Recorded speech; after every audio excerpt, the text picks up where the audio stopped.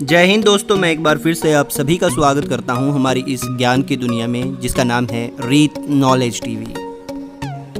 दोस्तों, हम सभी बात जानते हैं कि भारत की 70% से ज़्यादा आबादी गांव में रहती है और यही वो आबादी है जो भारत का पेट भरती है, जिसमें भारत के ज़्यादातर किसान रहते हैं। तो दोस्तों, आज के हमारे इस वीडियो में हम आपको लेकर आए हैं भारत के ही एक ऐसे गाँव में जिसका इतिहास 300 साल से भी पुराना है। लेकिन इससे पहले अगर आपने अभी तक हमारे चैनल को सब्सक्राइब नहीं किया है तो पहले प्लीज़ हमारे चैनल को सब्सक्राइब करें और हाँ, बेल का बटन दबाना ना भूलें। तो दोस्तों, आज की इस वीडियो में हम आपको बताएंगे गांव सराय सुखी के बारे में। गांव सराय सुखी की स्थापना किस जाति और किस गोत्र के लोगों ने की, इसके बारे में आपको बताएंगे। इस गांव में किस किस जाति के लोग रहते हैं, इसके बारे में आपको बताएंगे। पूरी जानकारी मिलेगी आपको गांव सराय सुखी के बारे में।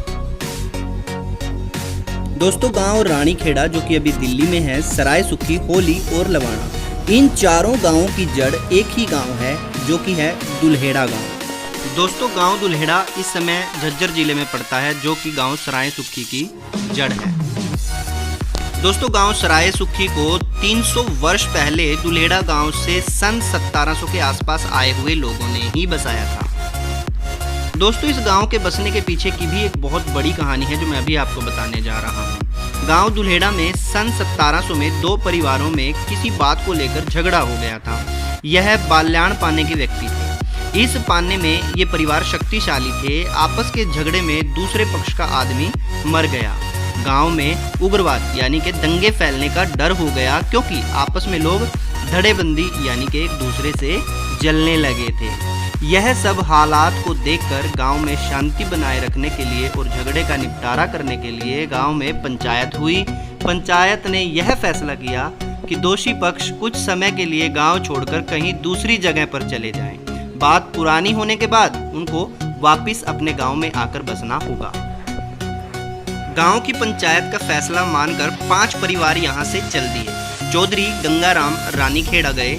चौधरी अजीत सिंह और अमित सिंह ने अंबाला में अपनी कर्मभूमि गांव होली और लवाणा बसाया। चौधरी जगसी राम उत्तर प्रदेश चले गए। चौधरी उदय सिंह पानीपत के पास बिहोली गांव में रुक गए। इन परिवारों में से दिल्ली वालों के परिवार के कुछ आदमी वापस दुल्हेड़ा में चले गए। बिहोली देसवाल गोत्र का गांव है। गांव दुल्हेड़ा से चलकर देसवाल गोत्र का एक परिवार पानीपत में बेहोली गांव में कुछ वर्षों तक रहा। यहाँ पर ठीक तरह से प्रबंध व परवरिश नहीं होने के कारण इस जगह से चौधरी उदय सिंह देसवाल अपने कबीले सहित अपना पशुधन लेकर अन्य सुरक्षित जगह की तलाश में चल पड़ा। पहले कच्चे रोड होते थे। जिस रास्ते पर यह परिवार जा रहा था वह रास्ता लाहौर का कच्चा रास्ता था। इस रास्ते पर यात्रियों के ठहरने के लिए सराय होती थी। थानेसर से 10 किलोमीटर के आसपास भटियारों की एक सराय थी। काम कम चलने के कारण इस सराय के मालिक भी यहाँ से पलायन करना चाहते थे। इस समय पर देसवाल परिवार ने यहाँ पर आकर के इस सराय को खरीद लिया और इसी भूमि को अपना उत्तम भविष्य और कर्म भूमि समझकर यहाँ पर यज्ञ हवन करके अपना डेरा डाल दिया। धीरे धीरे यह बस्ती गांव का रूप धारण कर गई। इसी विषय में दूसरा मत यह है कि यह सराय पहले से ही भटियारे खाली करके चले गए थे। देसवाल परिवार ने आकर खाली जगह देखकर अपना अधिकार जमा लिया। एक मत यह भी है कि यह सराय खरीदी गई थी। समय के अनुसार चाहे कुछ भी हुआ हो, सराय पर देसवालों का कब्जा पक्का हो गया। दोस्तों, चौधरी उदय सिंह और सुखराम दो भाई थे।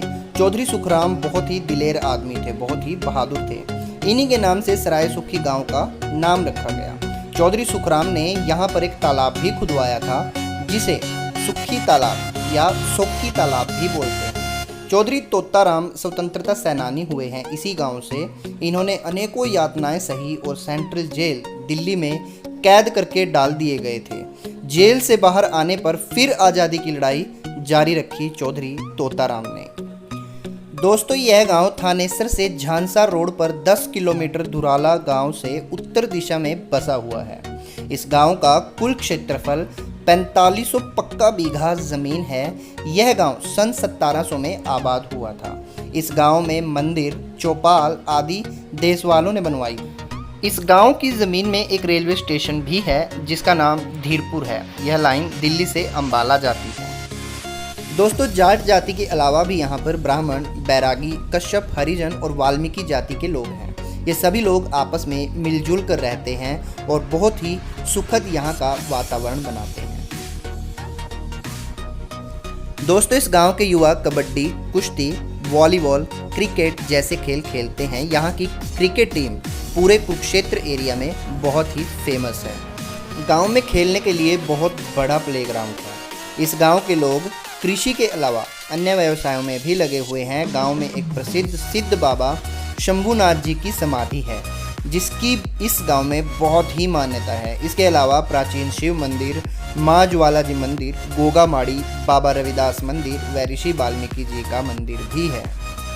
दोस्तों, गांव में प्रवेश करते ही आपको नागर खेड़े के दर्शन होते हैं और उसके बाद ही गांव की शुरुआत होती है। गांव के सभी लोग सुबह उठते ही सबसे पहले बाबा जी के दर्शन करते हैं और उसके बाद अपने काम की शुरुआत करते हैं। गांव के सभी लोग धार्मिक हैं। यहाँ के युवा धर्म कर्म के कामों में बढ़ चढ़कर हिस्सा लेते हैं। तो दोस्तों, ये थी कहानी गांव सराय सुखी की। जल्द मिलेंगे आपको किसी और नई कहानी के साथ। तब तक के लिए आपसे लेंगे अलविदा। अगर आपको वीडियो पसंद आया है तो प्लीज़ वीडियो को लाइक करें, शेयर करें और अगर अभी तक भी आपने हमारे चैनल को सब्सक्राइब नहीं किया है तो प्लीज़ चैनल को सब्सक्राइब ज़रूर करें ताकि आपको नई नई कहानियाँ, नई नई जगहों के बारे में जानकारी मिलती रहे। Thank you. जय हिंद।